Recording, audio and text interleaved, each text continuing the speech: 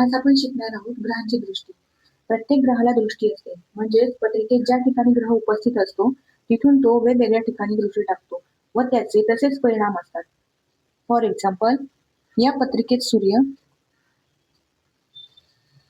8व्या घरात आहे, तर सूर्याला 7वी दृष्टी असते. म्हणजेच इथून काउंट करून 1, 2, 3, 4, 5, 6, 7 धनभाव आणि कुटुंबावरती सूर्याची दृष्टी पडते. तर असा माणूस स्वतःला राजाप्रमाणे ट्रीट करतो, कुटुंबावरती व पैशांवरती नियंत्रण मिळवण्याचा प्रयत्न करतो. तसेच चंद्राला 7वी दृष्टी असते. जर चंद्र इथे उपस्थित असेल तर 7वी दृष्टी पहिल्या घरावरती पडते, जेणेकरून असा व्यक्ती स्वतःच्या सौंदर्यावरती जास्त लक्ष वेधून घेतो.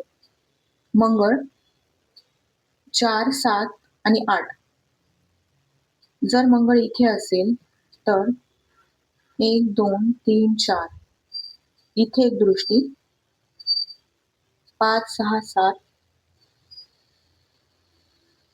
इथे एक दृष्टी आणि इथे. जिथे दृष्टी तिथे संघर्ष, अलगाव आणि भरपूर ऊर्जा असते. शनीची 3री, 7वी, 10वी जिथे दृष्टी तिथे उशीर, विघ्न आणि त्या गोष्टींविषयी धडा मिळतो. जिथे उपस्थित असतो तिथे कर्माचं ओझं असतं. शुक्राला 7वी दृष्टी असते. सौंदर्य हेच आकर्षण असते. ज्या घरावरती दृष्टी त्या गोष्टीला आकर्षण बनवण्याचा प्रयत्न करतो.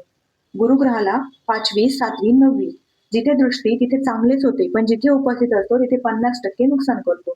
बुध ग्रहाला 7वी दृष्टी विश्लेषणात्मक एक्सप्लेन दृष्टी असेल तिथे जुडाव, प्रभाव म्हणजे त्या गोष्टीचा माणूस जास्त विचार करतो.